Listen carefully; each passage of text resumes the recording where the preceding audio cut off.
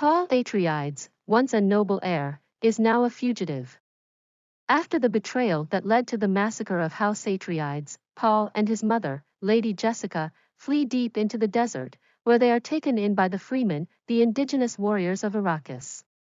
But not all Fremen welcome them. Suspicion lingers. Some see Paul as an outsider, an intruder.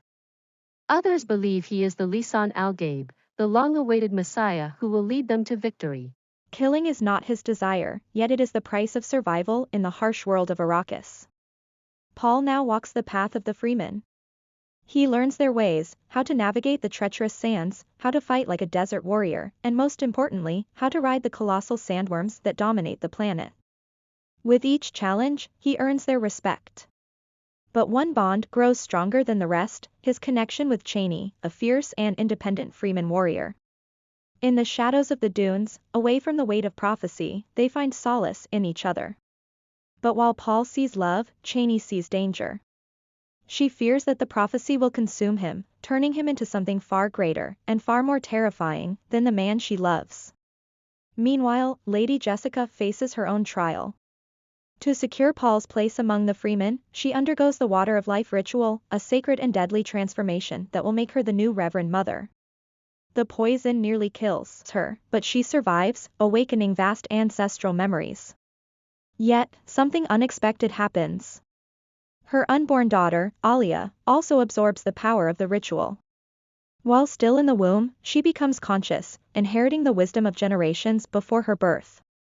The Fremen now see Lady Jessica as a divine figure, further solidifying Paul's status.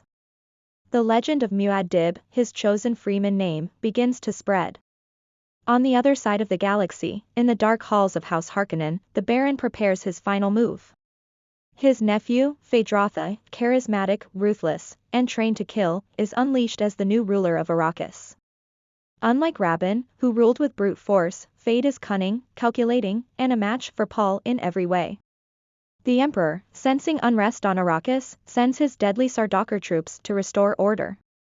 But the tide is already turning. Paul, now fully embracing his role as leader, launches a series of coordinated attacks against the Harkonnen forces. Using guerrilla warfare, the Fremen disrupt spice production, crippling the Empire's most valuable resource. As the battles rage on, Paul's visions become clearer and darker. He sees the future, a jihad waged in his name, a holy war that will spread across the galaxy, leaving destruction in its wake. He fears it. He tries to resist it. But the path ahead is inevitable. Paul realizes that to truly control his fate, he must undergo the ultimate trial. He drinks the water of life, a test that no man has ever survived. Agony. Darkness. A flood of visions. But Paul does not die. He awakens with a power greater than ever before, his mind unlocked, his prescience sharpened to perfection. He sees every possible future, every choice, every consequence. And he knows what must be done. With newfound determination, he unites the Fremen and prepares for the final battle. The skies darken as a massive sandstorm engulfs the desert.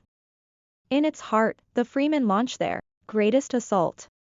Riding atop monstrous sandworms, they strike the Emperor's Sardaukar legions and the remaining Harkonnen forces with devastating precision. Amid the chaos, Paul faces Feyd-Rautha in a duel that will decide the fate of Arrakis. Feyd fights with deadly speed and precision, his movements like a predator striking its prey.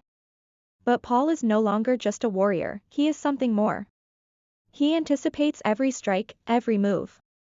And in a final, decisive blow, he ends Feyd-Rautha's reign forever. With the Harkonnens defeated and the Sardaukar in retreat, Paul stands before Emperor Shaddam IV. He demands surrender, not just of Arrakis, but of the entire empire.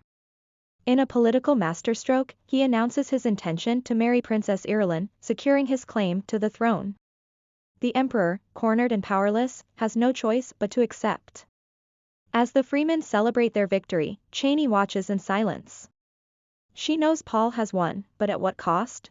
He is no longer just the man she loved. He is now an emperor, a ruler, and soon, a god in the eyes of many. Paul has changed the fate of Arrakis, but his visions still haunt him.